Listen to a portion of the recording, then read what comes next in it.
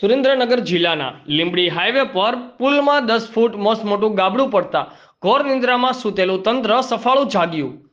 2200 કરોડના ખર્ચે બનેલ ઓવરબ્રિજમાં સળિયા દેખાતા તંત્રમાં દોડધામ મચી। વાહન ચાલકો સહિત રમેશભાઈ મેર સહિતના આગેવાનોમાં રોષ।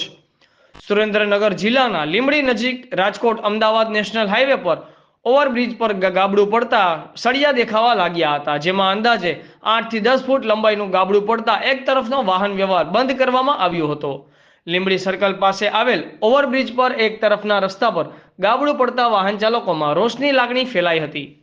લીંબડી ઓવરબ્રિજ ઉપર ભારતીય જનતા પાર્ટીનું ભ્રષ્ટાચારી ગાબડું પડ્યું હોય તેવા દ્રશ્યો નેશનલ હાઈવે ઉપર જોવા મળ્યા હતા, જ્યારે જનતાના ટેક્સના રૂપિયાની માતબર રકમથી 2200 કરોડના ખર્ચે હાઈવે પર ઓવરબ્રિજ નવનિર્માણ કરવામાં આવ્યો હતો, પણ આ 2200 કરોડ રૂપિયા નેશનલ હાઈવે નથી બનાવવામાં આવ્યા, પણ મોતનો માજડો બનાવવામાં આવ્યો હોય તેવું લાગે છે।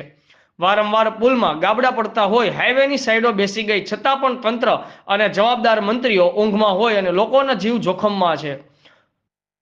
આનો મતલબ કે સરકાર ભ્રષ્ટાચારીઓને છાવરી રહી છે। લોકો ટોલ ટેક્સના રૂપે જલસા કરતા હોય તેવું લોકમુખે ચર્ચાઈ રહ્યું છે।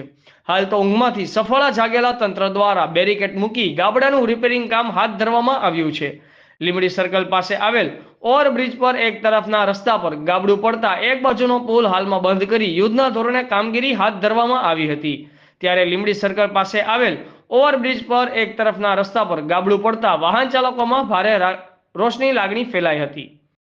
જય જવાન જય કિસાન। મિત્રો, આ છે લીંબડી હાઈવે નો નેશનલ હાઈવે માટેનો ઓવરબ્રિજ। અહીંયા સીએમ સાહેબે આનું આખું નિરીક્ષણ કર્યું હતું।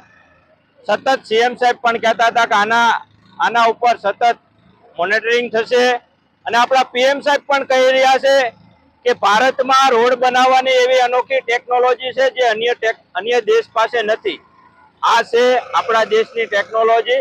માત્ર 3 મહિના ત્યાં ઓવરબ્રિજ બન્યો અને 3 મહિનામાં 10 થી 15 ફૂટના ગાબડા પડે છે। તમે જામનગરથી સુદર્શન, દ્વારકાથી સુદર્શન બ્રિજ થી લઈ લો, તે અમદાવાદના દરેક બ્રિજ ઉપર દરેક જગ્યાએ ટૂંક સમયમાં ગાબડા પડી રહ્યા છે। ત્યારે આમ આદમી પાર્ટી ટીમ અહીંયા અત્યારે આવી અને આ ભારતીય જનતા પાર્ટીનો ભ્રષ્ટાચાર છે એ નરી આંખે દેખાય છે।